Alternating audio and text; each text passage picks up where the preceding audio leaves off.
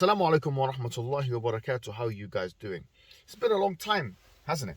Since me and you have, spoken whilst I've been seated here in this vehicle about pertinent topics relating to life in general. Today, as the title suggests, I just want to make one point really, because this is a very common occurrence. It's so common that it doesn't just affect Muslim communities, it affects all kinds of communities, right?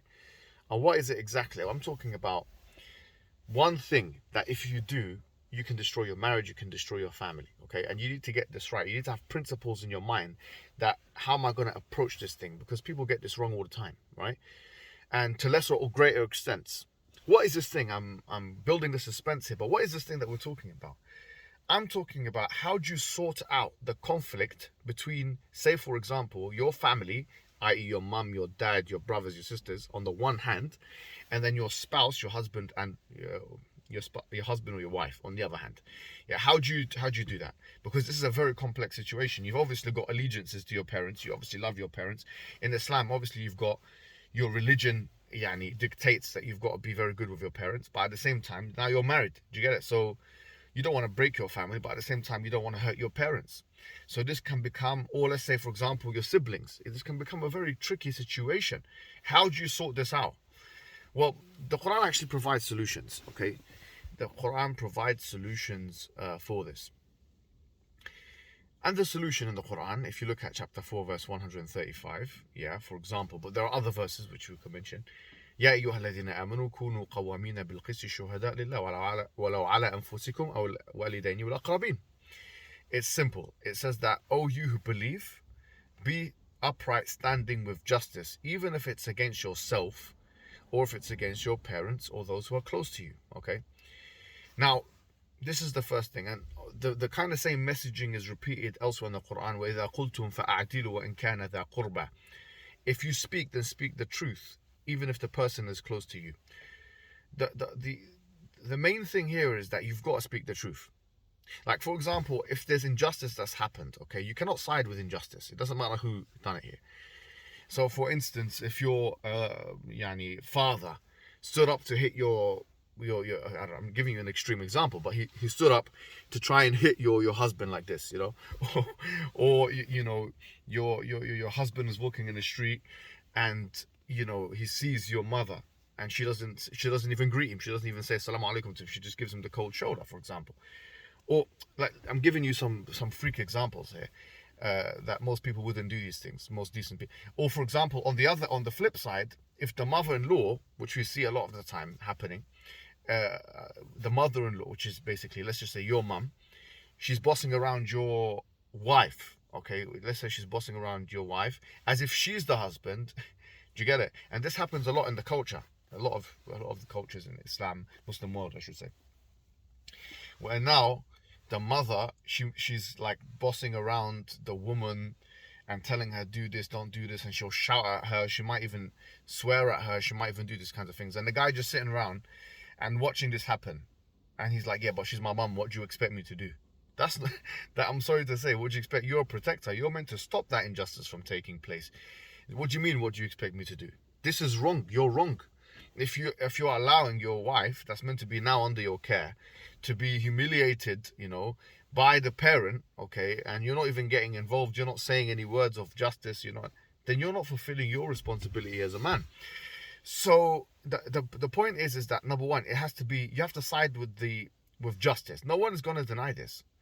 So if some injustice is happening, at least, I'm not saying that you should go flagrantly against your parents, because that could destroy a relationship. Okay, I understand that, but at least stop the injustice. من رأى منكم منكرا فليغيره بيده فمن لم يستطع فبلسانه فمن لم يستطع فبقلبه وذلك أضعف الإيمان. Whoever cannot, he sees an injustice, let him change it with his hand. If he can't, then with his tongue. If he can't, then with his heart. Or at least feel it in his heart, and that's the weakest of Iman. Long story short, on very clear cases, then you just have to make your position clear. At least your partner. Say, look, my position is that this is injustice, this is wrong, and I side with you, not because it's you, but because this is injustice. I'm not siding with you against my parents or my parents against you because one or the other, because it's them. I'm siding with you because of the fact that it's injustice in the first place. I'm siding with justice. I absolve myself from the injustice. I free myself from the injustice that you guys have perpetrated, and so on. If it's clear. Now there are issues, and I'll caveat all of what I've just said with this. There are issues where clearly the situation is more complicated. Okay, it's not as clear as the examples I gave, where someone is not saying salam, or someone is bossing the other one around and swearing and abusing, and the other one is doing this. It's not as simple as that. Sometimes the situation can be more complicated. I accept that proposal. However, in those situations where it's more complicated, and you don't know what justice is and what isn't, or there could be two interpretations and two sides of the story, then you got to refer that to someone higher. Okay, you might want to go to a person of knowledge and ask them, what's the Islamic position on this? Who's on the haqq and who's on the batil? Who's on the truth and who's on the falsehood? And if it becomes clear by asking many people of knowledge that this guy is on the truth and this person's on the falsehood, then you have to stick with the truth. Now, let me caveat once again all of this by saying that this is different from asking the question, who is more worthy of obedience? For example, for a woman in a household, is it the husband or is it the parents? The answer is the husband. That's a different question. That's ijma'. This is consensus on the matter. I'm not asking. This is not an issue of obedience here. We're talking about conflict resolution. We are talking about siding with the truth. We are talking about oppression, because frankly, no one can use the obedience card to justify one's oppression. Otherwise, Fir'aun would have had the strongest argument. Well, his wife said, Rabbi, najjini min Fir'aun wa amalihi wa najjini min al-qawmi al-zalimin. That, oh Allah, free me from Fir'aun and his people. She sided with justice over injustice. That's obviously a very clear example. So you can't use the obedience card as a husband to override all of the complicated issues. If you've done injustice, then your wife doesn't need to follow you in that injustice, or let alone obey you in it. لا طاعة لمخلوق في معصية الخالق, as the Prophet Muhammad ﷺ said, that there is no obedience to the Creator and the disobedience to the creation. Sorry, there is no obedience to the creation and the disobedience to the Creator. So, in a nutshell, how would you sort this? What is the problem and what is the solution? The problem is this, is that we have complex relationships and sometimes we can be stuck in the middle of them. Either your parents, your siblings on the one hand, and then your spouse on the other. And it can be very difficult. But if you set a precedent, okay, of always siding with what you consider to be the truth, then both sides of these equations, all right, they won't play you about. Because they know that, but if you mess around, that you're not gonna have the luxury of being sided with unconditionally.